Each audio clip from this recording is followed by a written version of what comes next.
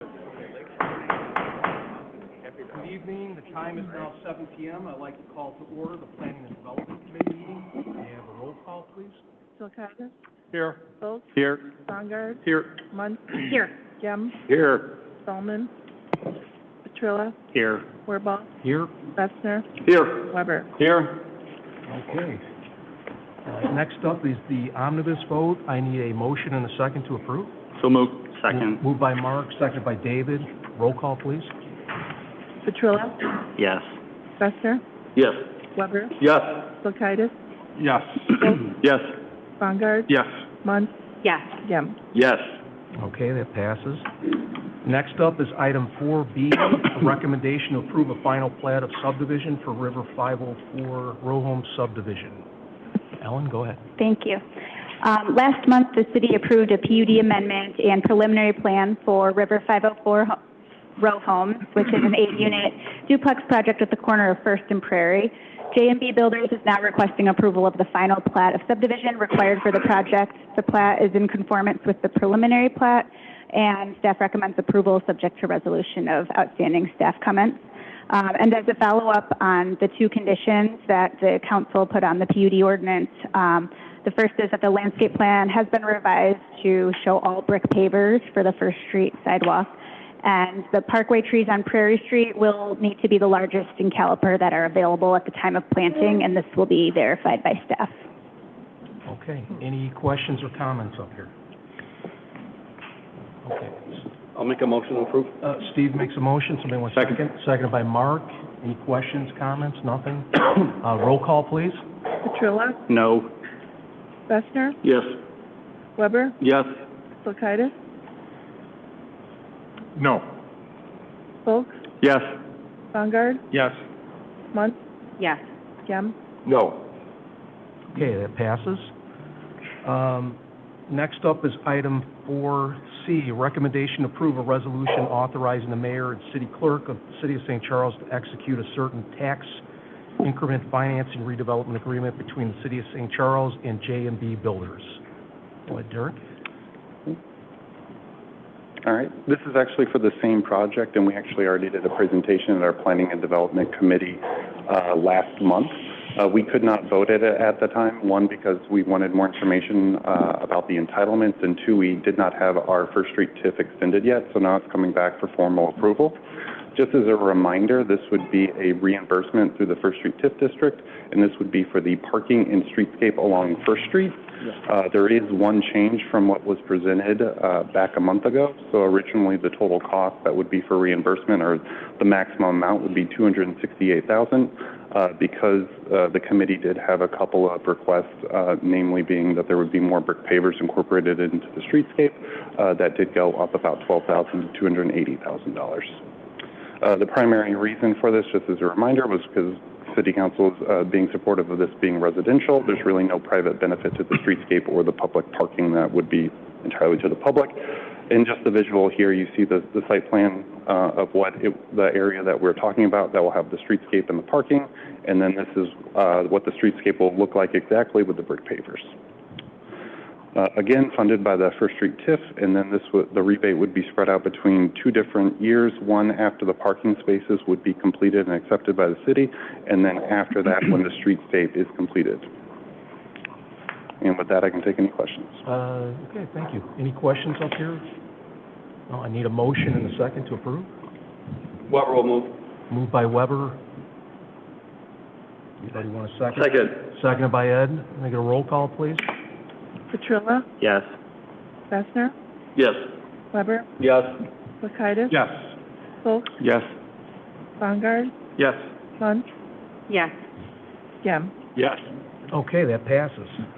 Next up is item 4F, recommendation proposing the establishment of dormant special service area number 72, Brooktoria subdivision. Go ahead, Ellen. I think that was an omnibus item. Now we're D. D.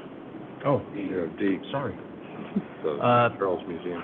Item 4D, Plan Commission recommendation to approve special use amendment for tavern, bar, restaurant in St. Charles Motorcycle Museum at 1317 East Main Street. The subject property is the site of the St. Charles Motorcycle Museum, which opened its doors last year after city approval of a special use for cultural facility. Since opening, the museum has expanded operations to include a bar within the facility, and the business owner is also interested in adding a restaurant in the future. Both bar and restaurant are special uses in the BL district, so the request is to allow those additional uses as part of the motorcycle museum business. Food trucks will be permitted on the site as accessory to a bar or restaurant. Plan Commission held a public hearing on October 7th and recommended approval subject to 3 conditions. The applicant has provided a site plan responding to those conditions. The first was to improve lighting of the parking lot, and the applicant intends to use existing poles and update the fixtures. The second condition was to modify vehicle circulation to function as a one-way. This has been accomplished with pavement arrows, and directional signage will also be needed. The final condition was to add a trash enclosure, which has been shown on the site plan. These items, along with a setback area for landscaping along Main Street, will be required at the time of permit for the kitchen addition. And I can take any questions. Thanks, Ellen. Any questions, comments? Steve, go ahead. I'll just make a comment. Obviously, this used to be a restaurant, Rex's Cork and Fork before, so the request I don't think is anything out of line. I just really appreciate the applicant, what he's done for the property so far by kind of getting that piece viable again, and I fully support what the applicant would like to do. David? Yeah, I'll just, dovetail what Steve mentioned. I've been to the museum a couple times, and I think it's great, so this is a good, I support it. I think it's a great supplementary. I'm looking forward to it, so. Ron? Thank you. I support the plan. I'm just trying to figure out the traffic flow through because you said you had one way, right? Is that how it's set up? But I'm looking at the arrows here, and they go both ways. There is an updated site plan. It's like should be like page 4 of the packet, right after the Plan Commission resolution, maybe page 3. Okay. So I'll make sure that, but they can turn either way when they go on Main Street, correct? There's no right in, right out, is there? Correct. Okay, thank you. Okay. Any other questions, comments? Move for approval. Jamie? I said I'm very supportive of this. I've been to the museum also. I think it's wonderful that it's being repurposed, and it will now also be very similar to what it was before. Being a restaurant is a fantastic addition, so thank you. Very good. Okay. Motion by David. Somebody want a second by Bob. Roll call, please. Petrilla? Yes. Bessner? Yes. Weber? Yes. Vakitis? Yes. Folk? Yes. Bongard? Yes. Lund? Yes. Gem? Yes. Okay, that passes. Next up is item 4F, recommendation proposing the establishment of dormant special service area number 272, Brook-Toria subdivision. Bruce, go ahead. Thank you. We're continuing our efforts to set up dormant SSAs for subdivisions and developments that the city has approved over the past few years. Tonight, we're wrapping up our efforts to create the dormant SSA for Munhall Glen, and we're starting the process to set up SSAs for the Brook-Toria subdivision and the Charlestown Lake subdivision. Both of those are on the northeast side of the city, north of Smith Road. The first step tonight would be to set a date for a public hearing, and after that action, staff would send out notices to all of the property owners in those subdivisions, notifying them of the date for that public hearing, which we're recommending for January 21st. Okay, are there any questions, comments? Make a motion? Need a motion by Jamie, second by Bob. Roll call, please. Petrilla? Yes. Bessner? Yes. Weber? Yes. Vakitis? Yes. Folk? Yes. Bongard? Yes. Lund? Yes. Gem? Yes. Okay, that passes. Next up is... I'm sorry, can I ask one question? Sure. I guess I should ask this earlier. Why, we have 3 dormant special service areas. Why was Munhall Glen on Omnibus and not the other 2? Go ahead, Bruce. So we started this process with Munhall Glen earlier this year, and we brought before you over the summer the first step in the process to set a public hearing date. Actually, I'm sorry, that was in the spring. And then if you'll recall, we had a public hearing at the July meeting. I don't recall. That's probably why I asked the question. So. It's a very procedural thing. So we're finishing Munhall That one's pretty much wrapped up, and we're starting the process for the other two. Okay, cool. Okay, makes sense. Thanks. Okay, next up is item 4G, recommendation proposing the establishment of dormant special service area number 73, Charlestown Lake subdivision. Go ahead. Same information. The recommendation is to pass the ordinance tonight, which would set a public hearing date on January 21st. Staff would then send notices to all of the property owners, informing them of what we're doing them and giving them the opportunity to come to that public hearing in January. Okay. Any questions, comments? No. I need a motion and a second to approve. So moved. Moved by Bob, seconded by Ed. Roll call, please. Petrella? Yes. Bessner? Yes. Weber? Yes. Kulturitis? Yes. Vogt? Yes. Bongard? Yes. Munn? Yes. Kim? Yes. Okay, that passes. The next one, what we've all been waiting for, item 4I, presentation of the downtown site feasibility study.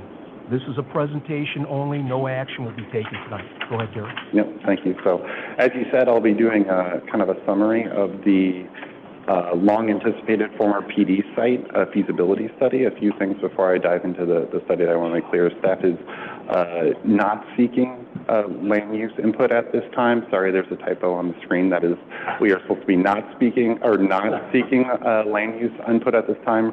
Really, this is informational. We are interested in discussion at this time, but not really looking for any type of firm commitments.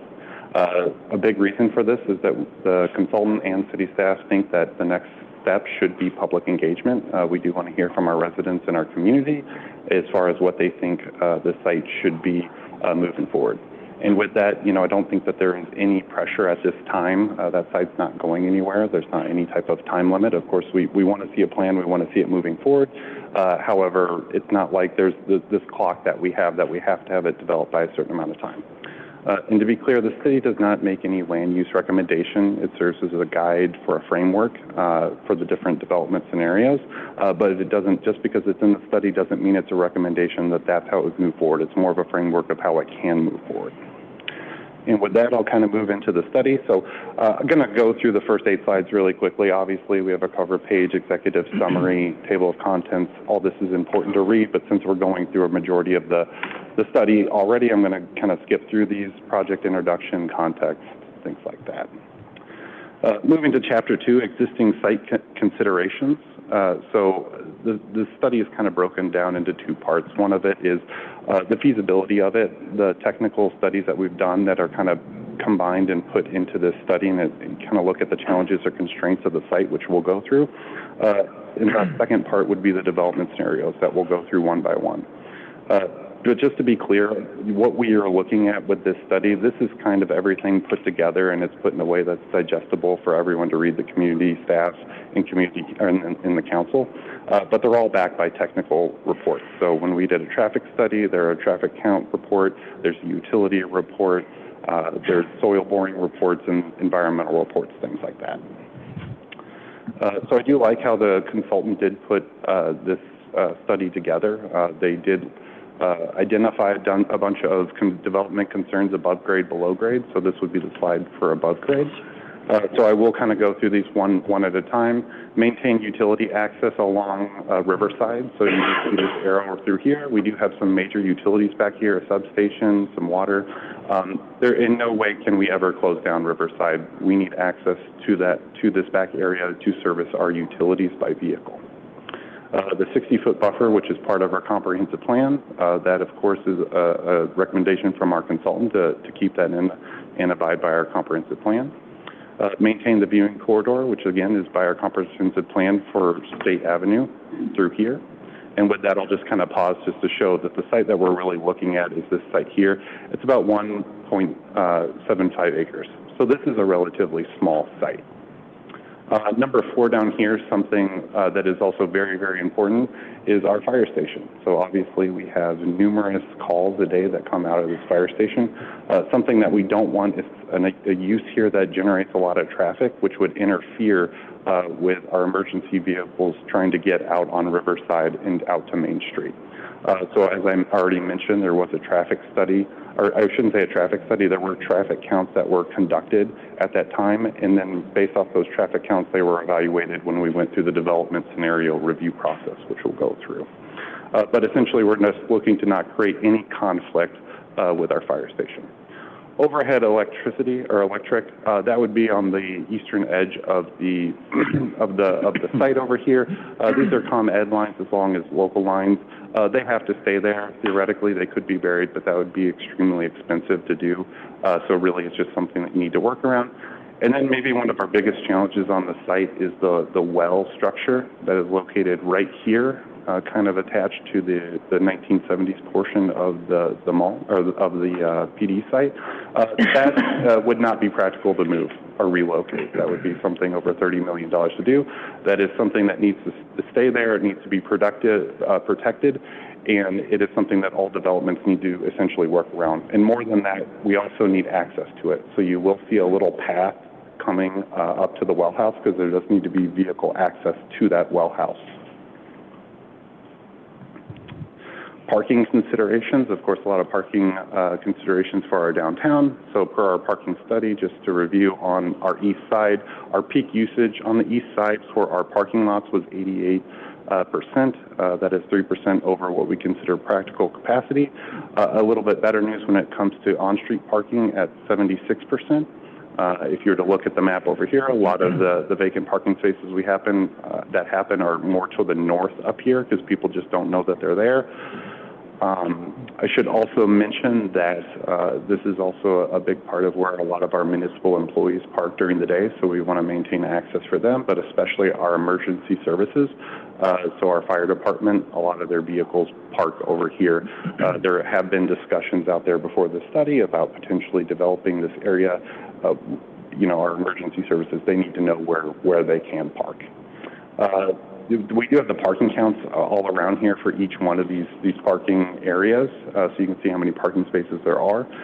Potentially impacted or not impacted. So the red, there's really only one parking lot that is potentially impacted, and we'll see this when we go through the development scenarios. There are some scenarios where this parking lot right here, which I believe, I can't quite read, I think it's 46 spaces, goes away, and then other ones where it stays there. Okay. Another thing that our consultant did look at was the possibility of a parking garage built in over to the hillside over here. There are some appealing reasons why you would do that. Just aesthetically, it looks maybe a little bit better to have it pushed into the hill. Also, you may avoid a ramping system if you can have multiple entries over there. This has been talked about. We just asked the consultant to kind of flesh it out a little bit. Turns out it is possible, but they did go a little bit deeper. They did say that there were kind of two options. Just the northern half of it, which is already city-owned, would yield about 90 parking spaces if you built a parking deck there. And then if you did want to do some land acquisition to the south, you could extend it and put in 180 parking spaces. Parking decks of all kinds are very expensive these days. They're escalating in price so much. Honestly, it's hard to know, but they've been priced at about $35,000 per space. So that's what we'd be looking at potentially to build a parking deck here. Below grade, equally as important is what's under the ground for this PD site, and you can kind of see the map here, and this would be water, sanitary, and electric lines kind of running throughout it. Number one, that well structure, again right here you can see it a little bit better.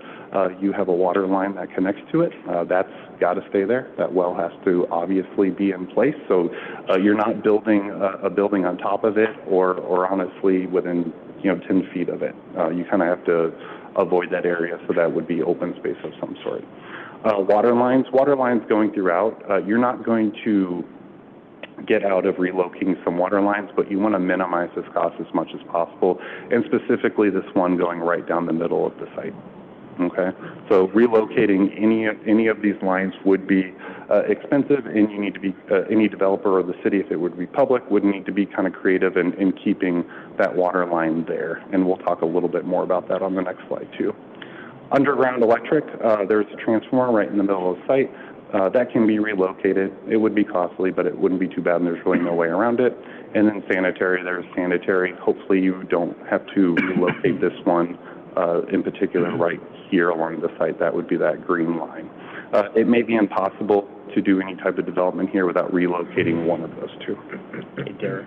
Yep. Where are the gas lines? I'm not quite sure, honestly, but we can ask the consultant if that was something that was looked at. Just curious. Okay. The next slide here is topography, bedrock, and floodplain. So really bedrock and floodplain here. I'm going to tackle bedrock first. So the consultant did hire a sub-consultant to go out and do soil borings out here to basically see how deep the bedrock was. This is very important for a couple reasons. One, I know we had some ideas out there about potentially doing underground parking. That would be very, very expensive to do something like that. So that kind of gives an idea, and that's something that could be based off this information. You get an estimate of how much that would cost if someone wanted to propose that. Two, I'm going to go back to this slide here. We talked about relocating utilities, and this is something that we've heard in the downtown before. When you have utility relocation in the downtown where we know we have bedrock, it's very, very expensive, because if you're relocating, you're going to have to dig up bedrock. That has been very costly for some of our downtown developers, and we do have bedrock, shallow bedrock on this site. The other part of this slide would be the existing floodplains.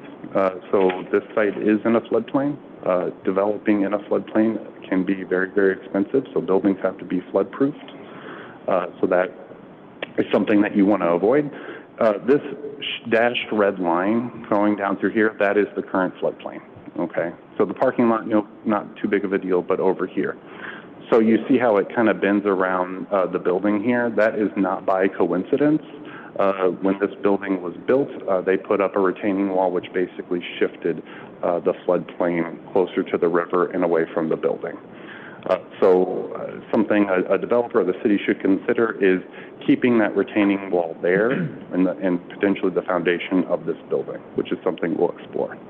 The other thing that this slide does kind of contemplate or mention is the seawall, which we know needs to be repaired. I believe some of it has been repaired down here and up at Potawatomi Park, but there's 1,100 linear square feet of seawall that needs to be repaired. Hopefully we can get that repaired when we do have some type of plan or development for this site that is kind of built into it. But that can be costly as well. It's either 6 figures or potentially even 7 figures to do such.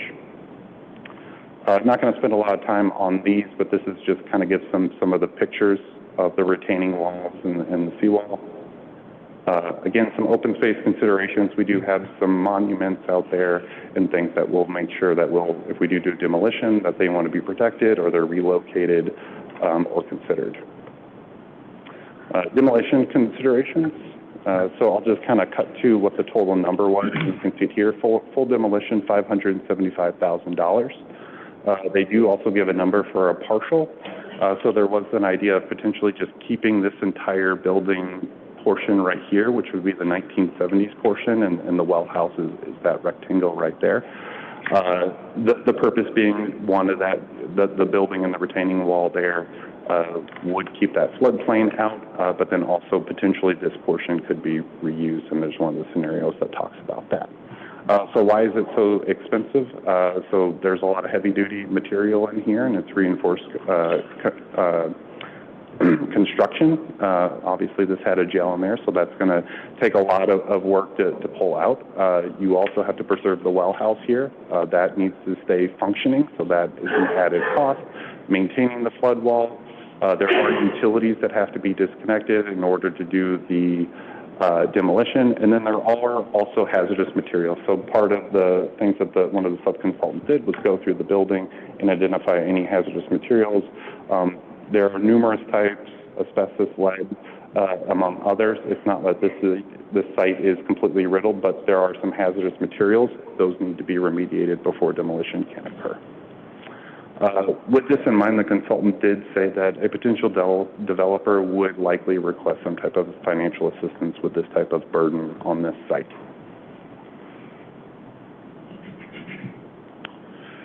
All right, now I will go kind of through the development scenarios. This first slide here, you just kind of have the list of the 7 different types that were for consideration, kind of starting at what we think is less impactful, and all the way to kind of our bigger developments on this side over here. The one thing I wanted to mention with this slide is that with all these development scenarios, we didn't just start with a blank piece of paper. Everything that we just talked about was considered. So there is intentional design with each one of these scenarios. Can some of them be altered or changed? Yes, of course. You can get more creative and move things around, but they kind of lay out the essentials of what you're trying to do, like avoiding utility relocation or things of that nature. Assessment methodology. So each one of the scenarios has this rating scales for different types of criteria. So I will kind of go through these quickly. Financial feasibility, this is essentially the return on investment for a developer if it is a private development. Density and use intensity, this would be kind of the size of the building, the height, the density, intensity of use. Site activation, is this something that is engaging or engaging in dynamic environment? Is it interesting? Parking, does the use there create additional parking demand or a lower demand? And also, is it removing parking from that is currently existing? And then traffic, is it going to generate traffic patterns above what is already there? Site maintenance, and this would be site maintenance for the city. So is this something that the city is going to have to go out there and spend time, resources, and ultimately money in order to make sure that it's upkept properly? And then potential revenue, and this would be potential revenue to the city. Is it generating some type of long-term revenue to the city? What I'll say with this, don't get too stuck on if something's a 1 or a 2 or one-off. Really what we're looking for, which way does it lean? So if there's for parking, if something is a 1 as a parking, is it possible it can become a 2 with maybe some creative design? Yes. But really the intent is to show you, is it create a parking issue or is it maybe alleviate a parking issue? Okay. Building reuse. So this would be reusing the building. I know this is something that has come up before, whether we could reuse it. Our consultant did go through the building, essentially said that certainly anything with enough money can be reused, but there are a lot of issues with this building. One, the aging systems. Essentially all the systems in here would have to be pulled out and new ones would have to be put in. You're talking about things like HVAC. Interior layout, so really this is about 5 buildings that have been put together and additions have been put on over the years. So I don't know if many people have been in there, but it's a complete maze. It makes no sense at all, really. You would be talking about completely gutting the building. On top of that, we already talked about hazardous materials. All those would have to be removed before we would let anyone go back in there. And as the consultant put it, financial assistance, even a modest, it would require financial assistance even for a modest renovation of this space. Okay. More on that you can kind of see down here. It doesn't really add potential revenue. I guess the thought of the consultant was that this could be a building that would ultimately maybe be used by nonprofits or community groups, but that would not generate revenue for the city, and we would also be paying for the upkeep of that building. Programmed open space. So this is one that the consultant did come up with a layout. This is something that I think that could be shifted around or changed a little bit depending on what the community would like. But I do want to focus on the word of programmed open space, the word programmed. So we do have a lot of parks here in St. Charles. To the north, we have Potawatomi Park, which is 38 acres. Mount St. Mary's Park to the south, which is 30 acres. You have Baker Park, you have Lincoln Park, both on our east and west side. So if this is going to be something that is an open space, how do we add to the community with something? And there are ideas that are put in here. Before I get to the slide, programmed open space scale, just some other parks in the area that that you, our residents, probably have been to in Wheaton, Winfield, and Batavia. These are all very nice parks that are constructed, and just wanted to show the size. So our site is 1.75 acres, which would be the smallest of all of these. This was the kind of layout that the consultant did come up with. Again, not set in stone on this, but obviously in the middle here you have a big open space. One of the things that they mentioned is that this could be designed for something like farmers market, since we don't have an area that's really designed for that right now. Outdoor performance venue, you have a band shell here. This was intentionally pointed to the south. That way you don't have the sun either in the band's eyes or in the crowd's eyes. So the best way to do is to point it south. Also pointing it away from the neighborhood up the hill so that the sound hopefully doesn't travel up that way. Small vendor shops. So this is something that we've all heard the city should consider moving forward if we have a chance to do so. So the most closest example that we have is the Batavia Boardwalk shops. That is something that I know that the community really enjoys. I should mention that, you know, it's not a home run for communities all the time. Talking to other communities that have these, they do struggle sometimes getting vendors. They don't generate a lot of sales tax. And then the city is, you know, generally in charge of maintenance or things like that. So just things to consider. We can probably have a whole discussion just on that element of it. And then within this plan, we do preserve a portion of the police station right here. In the consultant's idea here is that, you know, if you do have something like a band shell, and this is a public area, could you put bathrooms, concessions, more vendor shops in there? Also, the city, if they wanted to see some type of revenue, they could also lease this space or sell this building. So you could imagine a restaurant here with a rooftop deck or something along those lines. Looking at this, and you know, I think it's a very pretty idea, but also just have to consider, you know, this would be more than likely something paid for taxpayer dollars. So first there would be the upfront cost to do the demolition and build this out, and then on top of that, year after year, if we were doing programming, that's not free. We're going to have to pay someone to book bands, or that's at least something that we're going to have to figure out, as well as the ongoing site maintenance. You know, if these are brick pavers, they're going to need to be repaired. There's going to need to be trash that's going to be needed picked up. There's probably going to be electricity over there. So all those things need to be considered. A lot of cities do make this mistake of building something that's very great for the community, but they don't think about the maintenance when in a year, 5 years, 10 years. Food and beverage or restaurant space. So this would kind of be if the city did want to go in the direction where we didn't want to spend that upfront funding or wanted to put this more on the private side to create an amenity for the city. This is something that could work. Essentially putting a restaurant, which would be this dark red spot. Also, they said that there could be an optional event space back here. 5,000. We have to be careful. The consultant did say that this can't be something that is too big because the site really can't handle the traffic for something that would be too large. With all of these, honestly, but these included, I'll mention it here, number 3 and number 4, there are areas where we can add some type of outdoor public space.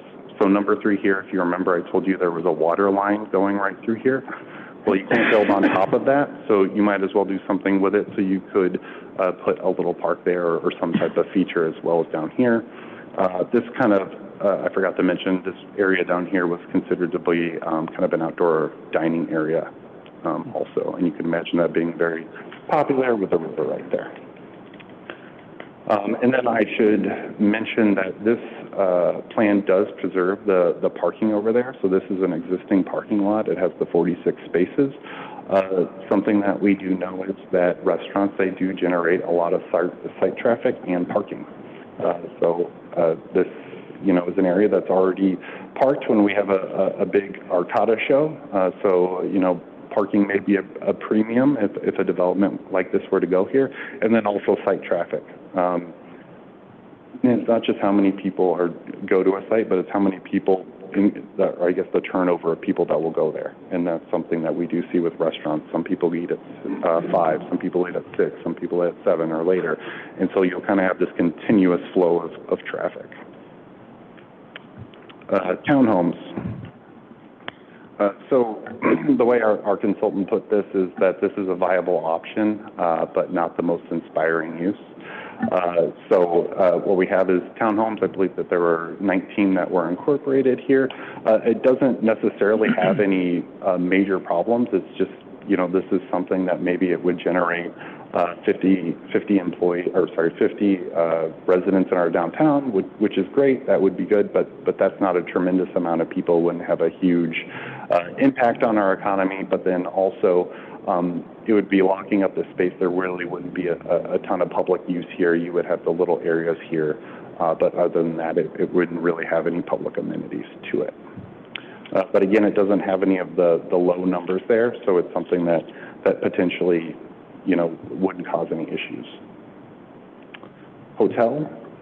So this is getting more into some of our more intense uses that we have in the development scenarios. So obviously, the hotel, the big benefit would be bringing additional visitors to our downtown.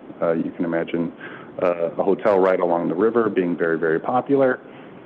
People coming here to stay, but then also enjoying our downtown, hopefully patronizing a lot of our businesses down here. Something that the consultant did point out was doing a market analysis. So doing hotel feasibility studies is essentially a no-brainer. Any new hotel that pops up, they do a hotel feasibility study. They need it for their financing. They don't take long. They're fairly cheap. So they recommended that if we did pursue this, that's what we would want to do. So we do have 10 hotels in our city right now. We're pretty lucky with that. So there's an argument to be made that is it really bringing in more revenue for our city, or is it just kind of cannibalizing ourselves? Someone who would say maybe out to our east, are they now just going to stay in our downtown? So the net benefit to the city maybe wouldn't be there. However, it would be more focused on our downtown. This is the layout that they did come up with. So should mention, this is a very small hotel. So this would more fall into the category of a boutique hotel, 4 stories, 60 to 70 rooms. Most hotels these days are only need a bare minimum 90 hotels to be built. So this would be a little bit of a different product. Okay. Just highlighted the density and use. Of course, there would be this would be a bigger structure, and then parking would also be an issue. So this has 46 spaces here. If you think, 60, 70 rooms, most people coming in, they're going to want their own parking space. So this would actually be taking away some of the parking there. Some things that could be considered, though, would be doing first floor parking of the hotel. Not sure a hotelier would want that, but it's something that could be considered. Mixed use, so a little bit hard to kind of identify what exactly this would be. A developer would come in and they would kind of have to lay it out for us. We're not going to say, well, here's going to be the Trader Joe's and here's going to be apartments. It's really up to the developer to do that, but it does give the idea of creating some type of unique experience along the river. This is the scenario that they came up with. So you can see the building here. Imagine this is a multi-story building, probably 4 stories upstairs, either being residential or office, not necessarily promoting office space right now, given the market. And then downstairs you would have something like restaurants or retail shops and things like that. This would be removing the parking, but the consultant did say you could potentially do some type of parking, first floor parking through the back here. Okay. Multifamily residential. So again, this would be either 3 or 4 stories, approximately 70 units. We have the 2 buildings here, again, kind of avoiding that water line that goes down the middle through here, so that would not have to be relocated. This is something that would be, I think, very financially feasible. People, this is a big enough use that it would be financially feasible for the developer. As far as revenue to the city, we would get property taxes. We would get something more if it was 70 units, maybe 150 people living in our downtown, which would be great. Again, not a huge number, but that would be something. These do eliminate parking. One of the conversations would be that either the residents don't have parking, or you could incorporate parking on the first floor. We do have this assessment methodology. Really, this is just a page so you can kind of line up the different uses against each other. And then next steps and recommendations, so of course I can take any questions that you have. Again, we do see that two things here really. One, we ultimately will want to kind of narrow these down to just a couple of ideas and kind of go from there.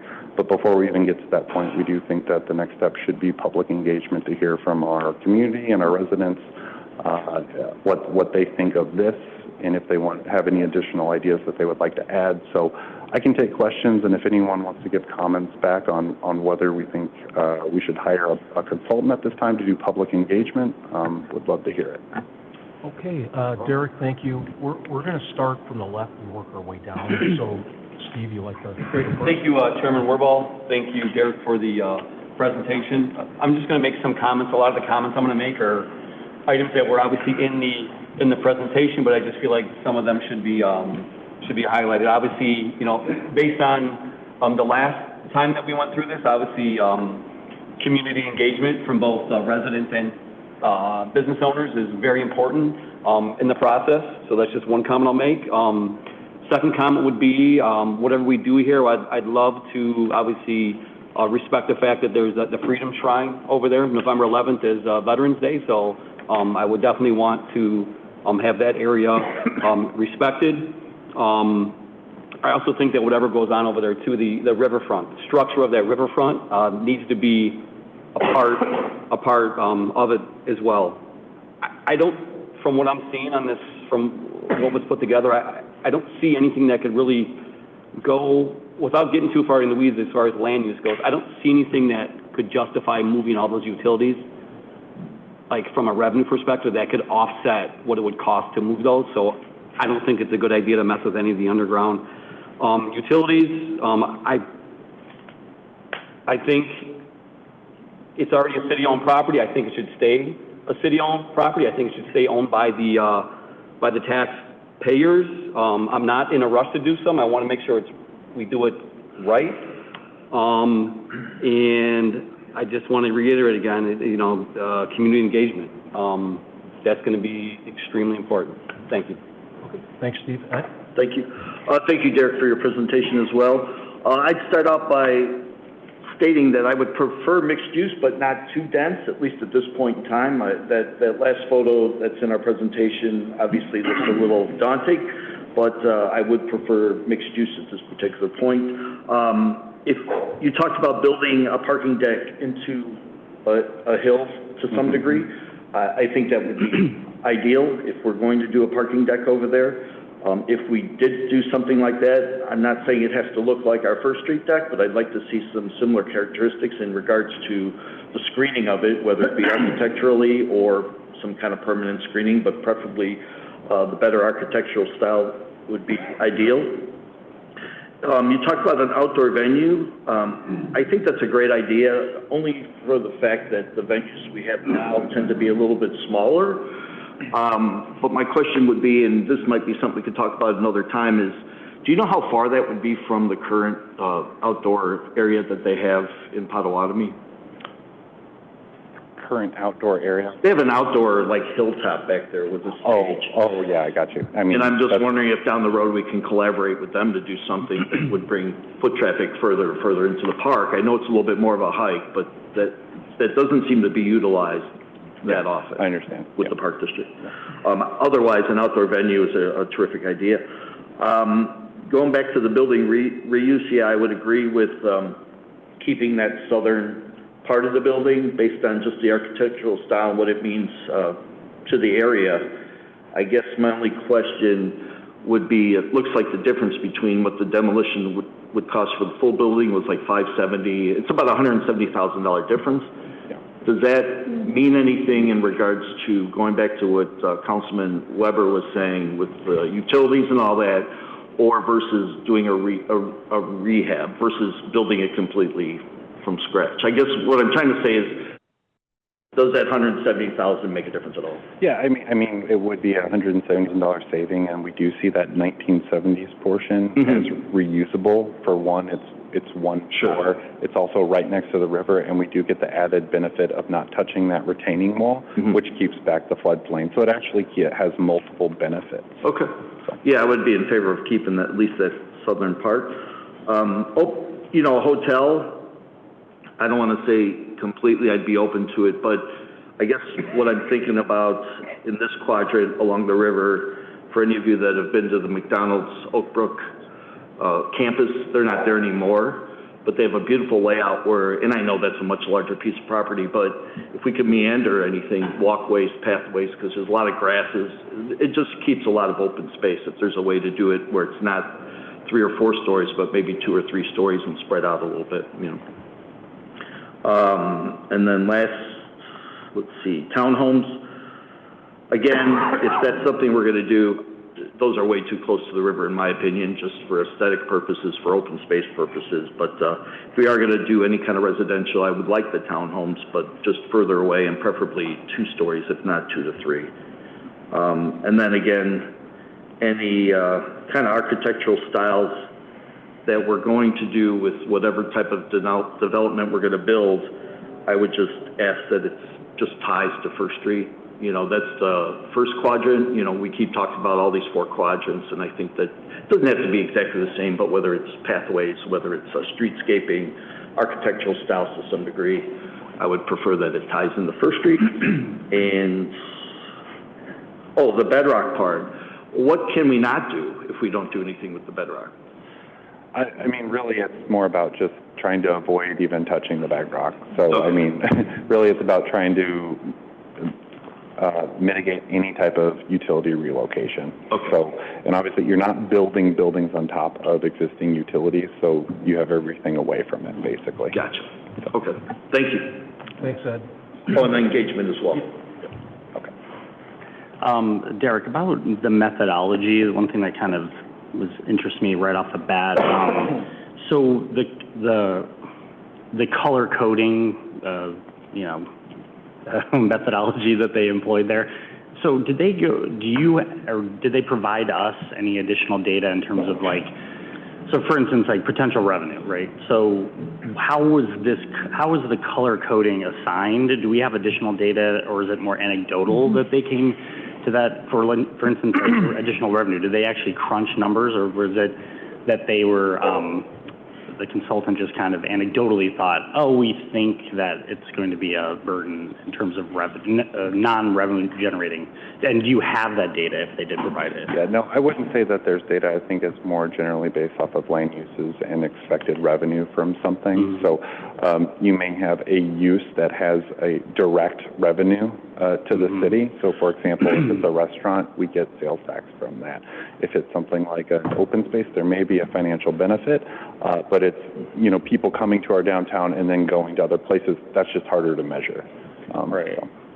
I mean, and the reason I ask, I just, because, and I appreciate that that there were some quote unquote ideas or scenarios and what have you, but this additional level of scrutiny with color coding and what have you, I fear that I don't want it to be indicating a particular direction, and again, not getting into the weeds and honoring your statement about, you know, we're not talking about land use, but hey, we started already. I mean, in general, I'm not going to support anything, especially that has individuals, like for instance, any sort of residences. I mean, we have a fire station there. The trucks come in and out of there. It's like they're going to the nuisance in a way, you know what I mean? So we put people there who live there. Suddenly, in a couple of years, we have complaints and we're going to be moving our fire station. I don't even want to even put ourselves in that position. I know I'm getting into the weeds a little bit, but in general, I would not support that, and including a hotel, spoiler alert, and that would not be my first choice. But the methodology, if there's any additional discussion that we can have with that, I would just be interested in understanding more about that. If you've had additional, can we talk to this consultant, by the way, or we go through you? We potentially can. Okay. In terms of hiring an engagement consultant, I 100% agree with my colleagues, that's important, we need to do that. Any idea, I mean, how much will that cost? Yeah, so we did budget $30,000 this year to do something like that, and kind of to your previous comment, ideally I would be working with that consultant to do the public engagement. Either it be through their arm directly, or sometimes they have like a contract with another one, but they're still part of it, Right. which I think would be important since they're the ones who created the report. Got it. And again, I'm dovetailing with my colleagues, with Steve particularly. I mean, I do agree. I mean, this should stay in public, should be publicly owned. We have a primo land on the river, and it abuts our city hall. I think that's just my opinion at the moment. So. Thanks, David. Bob? Great. Derek, thank you for all the work in this. I'm sure it was a challenge working with a consultant to put it together, so they probably come in with their own twist, but I agree with my colleagues. I think public engagement is going to be huge. I was not a part of the last go-around with that, but I do know what the city flack was for not doing that. So $30,000 for a public engagement consultant would really help us get out the message and get all of the people's inputs into it. My personal opinion is to keep it city-owned. I think it's a great space to accent the river, and if there's a way to combine the old police station as a different venue and then have as much open space as we could. I agreed with Alderperson Weber that we need to preserve that Freedom Shrine. That's important to not only city, it holds a lot of relevance for the past history. I think maintaining that as best as we could would be one of the priorities I would ask for. But again, public engagement is going to be huge. We need to hear what everybody would like us to see to do there. But those would be my points. And again, my thanks for all the work you guys put into this. So thank you. Thanks, Bob. Jamie? Thank you.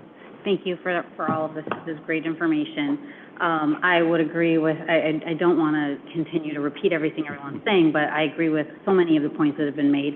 The Freedom Shrine is absolutely crucial to retain or move if that's appropriate, and possibly find a nicer home and encasing for would be wonderful. I do agree that we can keep that land as owned by the municipality. I think there's opportunities that maybe haven't been put forth in this particular presentation to keep the land as our use and allow other agencies to operate things on top of it, things like those small shops, the band shell, anything else that we put on there can be done through intergovernmental agreements with places like the Park District or Business Alliance that already put on concerts, having other groups who do things like those tiny shops. I've seen that in other communities. Doesn't necessarily mean that the city has to take on that expense or that administrative requirement. So I think it would be worthwhile to explore those as options and see if if that is something that someone would like to do as a business, or if there is a non-for-profit that wants to take that over. And I think that having those things down there, while they themselves may not bring in a ton of revenue on their own, having that foot traffic down there, and I say foot traffic specifically because they don't necessarily bring a lot of cars, but they do bring some people. It brings people into our downtown to then move around and have commerce, and it's not as big of an impact to the people that live in that area because they aren't constantly having a lot of movement in and out, and I forget what term you used for that, but the cars coming in and out all the time. Yeah. And then I do definitely agree hiring a consultant is the right way to go. I sat in the audience for most of the last go-around for this, and I think that having professionals come and lead those conversations is really important, so that it's a third party helping us have those really important conversations with the public. Just one comment, just because it's been mentioned by everyone. The Freedom Shrine is in the feasibility study and mentioned to preserve, and then also the company that did the demolition estimate, they actually had it in their budget to remove it so that it's productive during demolition. So it is considered for that, for sure, and also putting it back in the site. Yes. And I think you had something in there about the seawall also. Having that repaired, yes. Okay. Go ahead, Ryan. So was there, in the conversations with a consultant, and their review of the project and the site plans and, feasibility, can you talk to us a little bit about their take or their opinion on the impact of the dam? We've had conversations about active river projects, and I was surprised that there wasn't the river's not at all incorporated into any sort of, concept idea. Is there a reason why they left that out? Yeah, I think the consultant kind of assumed that the river would still be there at that point. I don't think there was enough information to say that it was going to be shrunk. So as far as development of the site, as it is today, is most complicated, the floodplain is going to make it. If for some reason the dam were to be gone and the river would sink, the site would be completely out of the floodplain. Do they not think that, so that makes sense, do they not look to consider leveraging the river in some way? I mean, so, looking at the proposed ideas, there's a lot of things on there that, didn't have a lot of interest 2 years ago. But is there a reason why they didn't look at doing something that would leverage the river specifically? Like, hey, we're going to do this type of development that, You mean like, kind of like a recreation of some something, sort? and I'm trying not to say, recreate, but like something that would say, hey, here's how we want to leverage, like the, the event center where you talk about, here's how the, the stage would point out. But I'm surprised that given this location, that there's not, is there a reason why? No, I wouldn't say there's a reason. There's also no reason that it can't be incorporated as we go through some type of public engagement. If we end up with something where we keep the 1970s edition, is it possible that we lease a part of that for someone who can, rent bikes or kayaks or something along those lines? Certainly. So. Okay. And my second, I think David kind of mentioned this, and I would agree. The scaling, the scoring that they did seems a little, if you do the math, right, so townhomes and homes are the top two, but based on what we just heard, from the utilities to the traffic, this seems like the least likely thing that you would do. So it seems a little bit, I think the messaging and the direction that's been surrounding the space it's extremely complicated. The bigger, the more dense you go, the harder it's going to be. We've been at this for how long? How many years? 3. 3-ish, 4. So realistic timeline, it just feels like there's certain things around this town that are perpetually under construction, under conversation. I think sometimes we know, there's not a lot of appetite to do X or Y, and go with, where the majority, of opinions are, so we can move forward. So they won't feel like we're perpetually planning and constructing. So from a timeline standpoint, knowing that, we haven't seen any concept plans, and not trying to say that, X idea is completely off the table, but knowing that the footprint and some of the ideas and the comments up here are they're going to tilt towards something smaller that's going to fit in the space, that understands the parking and utilities and the density and all that. Realistic timeline, that we can have as a, horizon that we might be able to move towards. What does that look like? Yeah, so public engagement, I would imagine, would take about 3 months. November, December, bad times to do public engagement with all the holidays. So we'd be probably bringing on the consultant before then, but they would be doing a lot of the actual engagement in January, February. And then I would anticipate some type of presentation back to City Council. This is what we learned. Here's we have the feasibility study. This is what the public wanted. Is there a consensus on what direction we would go? And that would probably kind of kickstart some type of a planning effort of whatever that would be, whether it be a public project or a private project. And then we'd go to, I'm assuming you'd go to some sort, you'd look for a third party who wants to develop it. Even if it is going to stay public, we're going to need a partner. So, talking Q4 of 2026 realistically, where you might have something that this group would be looking at and saying, do we like this? Can we support it? And then maybe 27 you're moving forward. Just trying to give people an idea. This is going to be a multi-year project, just in the planning process of it. If we do land on, programmed open space, well, what do all those pieces mean? And what are those costs? What are those going to cost the city? And what are our goals? Are we looking for the best open space in the area, or are we looking for something that's not going to cost our taxpayers a lot of dollars, so it's going to be a little bit simpler? So, if we were to land on something like this, I would imagine maybe going through a couple versions, trying to incorporate various things, and that's going to take time, not just the development, but to get the consensus. Yeah. So just to comment, like, I'm not trying, I don't want us to rush to a conclusion where we're like, hey, you know, because we're, but at the same time, I think, you know, people's motivation who have been following this and, you know, 3+ years, understand, like, you know, we're going to be here for another 3 years as we try and get to act, even more motivation for this group to continue this conversation of, hey, where are we at realistically? What does the majority of the community want? What does council want to support so we can go and not trying to shove, you know, something into a tight space?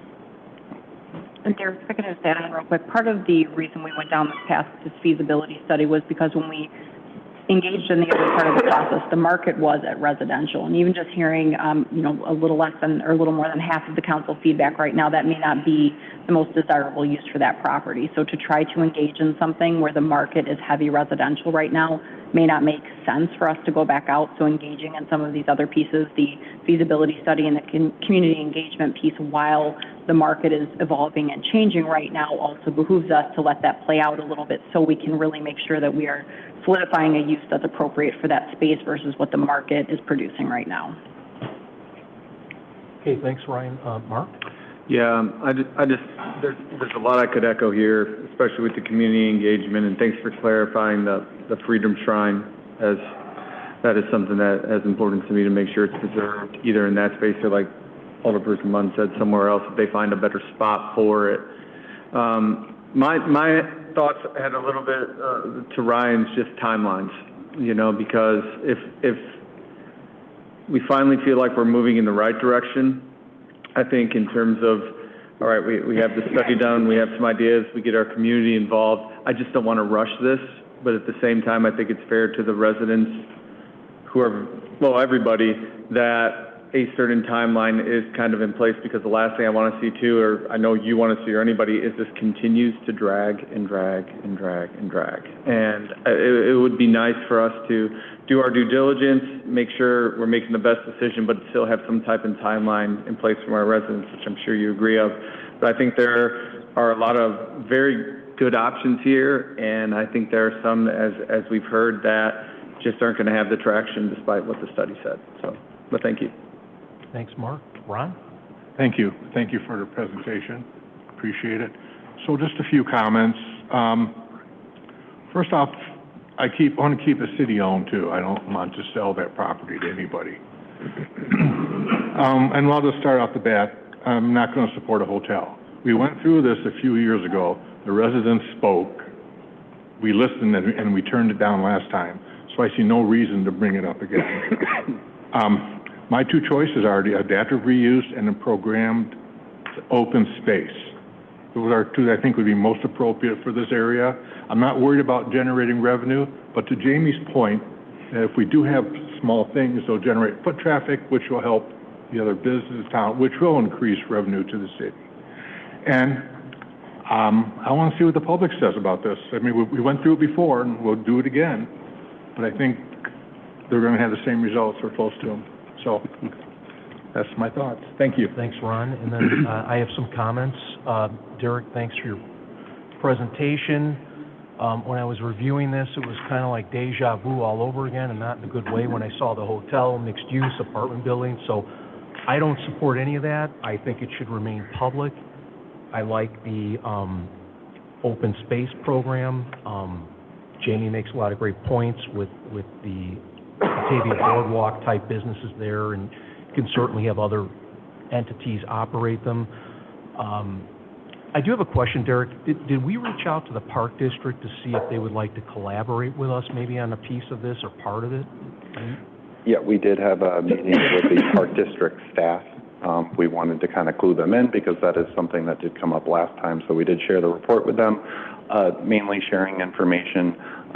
You know, they said that if the city was interested in doing some type of partnership, they would consider it. Obviously, they would have to talk to their entire board, so there was no commitment on that end. They want to make that clear, but it would be a consideration. Okay, great. And then as far as public engagement, I support hiring the consultant so residents can provide feedback. Freedom Shrine, I'd like to keep it there. I think it's a beautiful spot for it. I think that would be respectful to keep it there and enhance it in my way. I think it should be part of the public. If it's going to remain public, then it should remain there. That's just my 2 cents on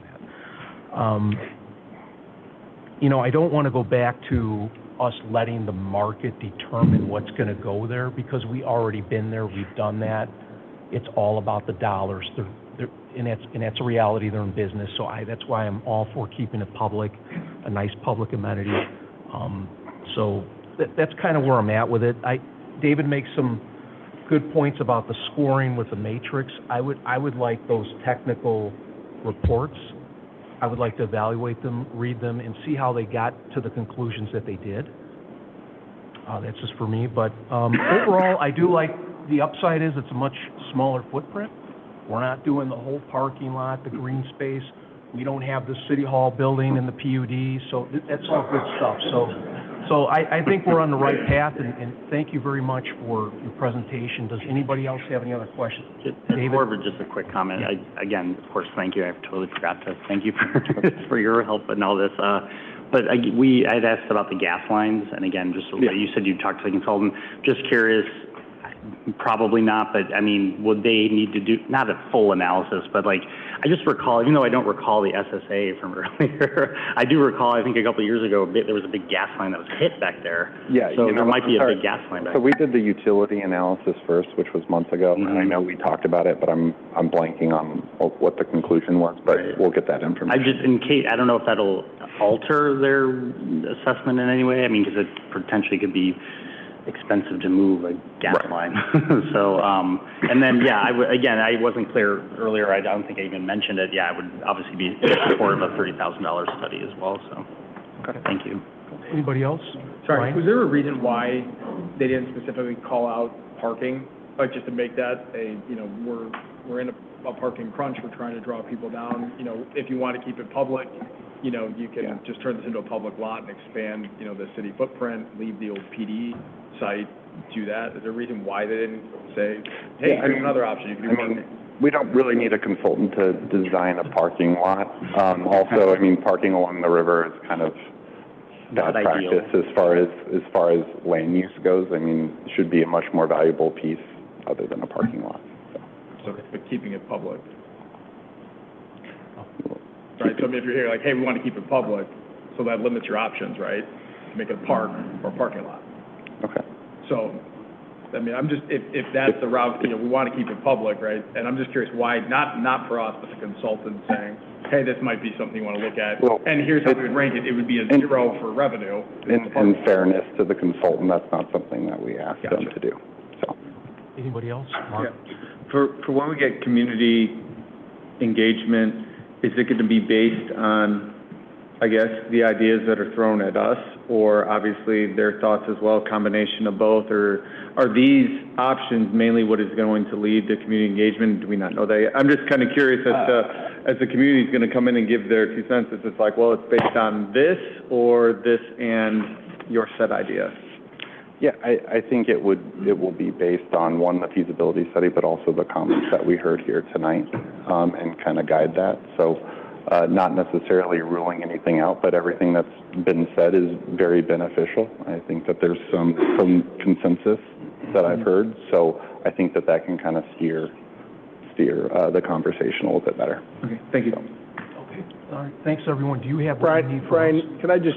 Yeah, go ahead. Just one comment from my standpoint is, when we talk about sports, we talk about adjustments, and what I have seen in the last 6 months or 5 months from Derek and Heather is that they've listened not only to the council, but they've learned from the last time. And I think what you saw today is staff working very, very hard to make sure that they've incorporated not only what they learned from last time, but also what they've heard from council. So one of the things that I just think is really important to me as the mayor, and I know is important to all of us, is the process that's being utilized. And I think what you saw tonight is staff listening and observing and learning from the last go-around and trying to put this in a framework that the community understands how important public input as well as council's input is. And I think that they did a wonderful job at that. And I think we always, one of the things I appreciate about this council and is always the appreciation, but, Derek slipped up and talked about, the mall in this presentation. We've got Derek working on this. We've got Derek working on the police station site. And I just think, again, on behalf of all of us, a huge thank you to you and to Heather and the rest of the staff for putting together, I think, an excellent framework of how we're going to work through this. So, thank you. Agree. Well said. Derek, do you have everything you need from us as far as public engagement? Okay. Yes. All right, great. Thank you very much. Okay, so next up is public comment.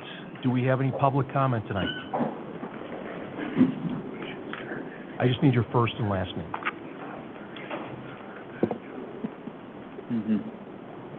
William Schroeder. Good evening. It's just some comments about the feasibility study. It looks like staff worked on it really hard, and I know how those come together. They're very difficult to put together, so it was well done.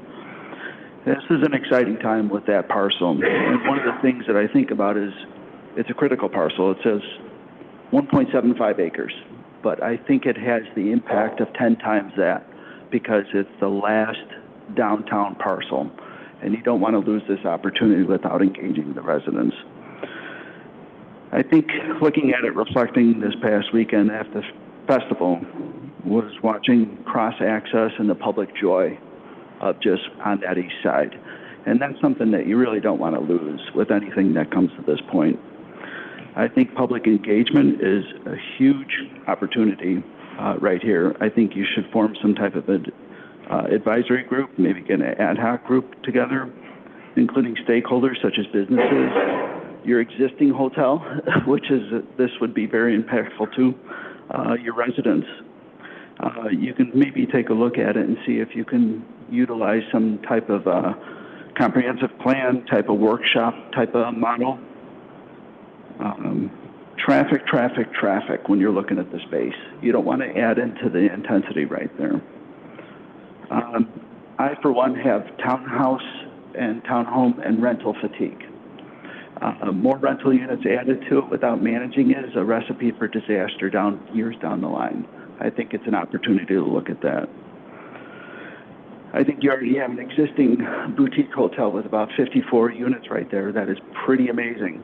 So adding to that and not impacting that, it could be a dangerous situation.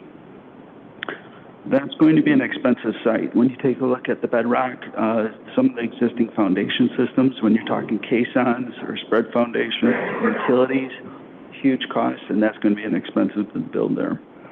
Flood-resistant construction, you don't want to impact any of that or add to it because it impacts your flood cost for your insurance in the area. Adaptive reuse is healthy. The green space is critical at this point, and I think I wouldn't, as a city, lose the opportunity of holding this parcel and controlling the interest in it. I think architecture, whatever you decide there, must blend the architectural down in the downtown right here. No existing trellises like on the west side of the river. That does not complement anything. I think it was mentioned that at a level that you already contacted the Park District, I think you really need to take it at a higher level to have that discussion, whether it's council or mayor, with the existing Park District board.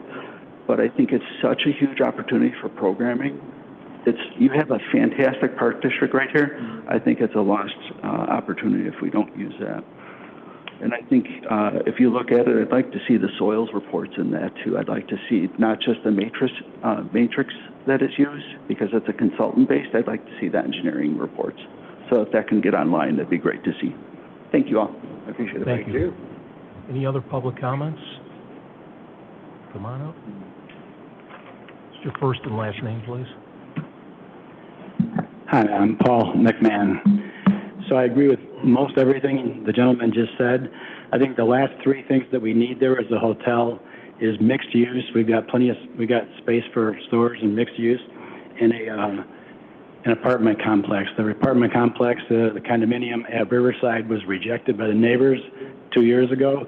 So putting more expensive townhouses there is not a good idea. I agree with everything that's been said about the open space, the green space. If you think about Millennium Park, it's a gorgeous facility on a grand scale, but on a smaller scale, a green space with a music venue and a child activity. The carousel that used to be at the mall is now in an open outdoor park in Mexico City. So a child activity, music venue, green space, those are all good, and they take the riverfront into account. and it doesn't involve a hotel or a apartment complex. To Ryan's point too, when you ask about a time frame, it took 25 years to get the west side, and it was because it was a confused, mixed situation. An open space with a music venue will be a lot less time frame than a hotel or a mixed use. So I mean, you can't ask how long it will take because it depends what's going to be decided. But certainly, anything that uses the green space and uses the riverfront will be less expensive and less time-consuming. Thank you. Thank you, Paul. Anyone else? Public comment. First and last name, please. Anderson, Tom. Okay. Number one, I've been in town for 80-some years. You did it backwards. And I remember history lesson real quick. When Heinz Lumber Company was back there, railroad siding used to come all the way down. There's a cinder-packed walkway that you went to Potawatomi Park by Snug Harbor, little boat dock. That's before all your time. Anyway, what it has been is lately a public area, and it's by the river. The river belongs to everybody in St. Charles. And if you live on the far east side of town or the far west side of town, you relate to downtown and the river. So this to be commercial, packed with something, to be open. The last side dwelled up there the most, thank you, Derek, was open space that puts some facilities that keeps it open. If anybody noticed last weekend, I sat over behind the Carroll Tower and looked at the hundreds of people walking along the river. They're enjoying our river, our St. Charles. And remember to keep that going for whatever we do with this property. And as somebody said, this is the last piece of something we got. We don't need to rush into it, so get public comments and go from there. Thank you. Thank you. Thank you, Tom. Any other public comments? First and last name, please. Dean Bemis. I seem to remember in reading the study that one of the things they seem to be interested in is the public involvement as a mainstay of the next move to make. But also, it seemed like on the last page they said, "Oh well, we have to start engaging with developers, developing relationships with developers." Now, did I get that wrong, or does it say that as a priority? And if it does, I object to that. That's the last thing we need is people coming in here with a big financial interest to develop the property. We've been through that. So if that's in fact what it says as a priority, to establish relationships with developers right away, which is what I thought I read, I object to that. Thank you. Anyone else? Public comment. First and last name, please. Steve Leffler. I agree with my esteemed colleagues here and over there. Just about everything that's been said. The only thing that hasn't been said is, dear God, put a bullet in the ugliest building that's in town. That police station's got to go, guys. Thank you. Thank you. Anyone else? Anything else? Come on up. First and last name, please. No. Hi, my name is Lee Kaloje. I don't want to repeat what's been said, but I was here when the previous presentations were made with those obscene buildings and plans that were going to destroy our riverfront. I want to applaud the older people I've heard today mention about wanting to keep the land public, wanting the options of open space or adaptive uses as outlined here, I think are very exciting. And I think you'll get a lot of buy-in from the public when you do take it public if you leave it more along that line and keep the large hotels and Taj Mahals out of there. Thank you. Okay, thank you. Thank you. Anyone else? Public comment? Okay. All right, so next up is any additional items for mayor, council, or staff? Nothing. Okay.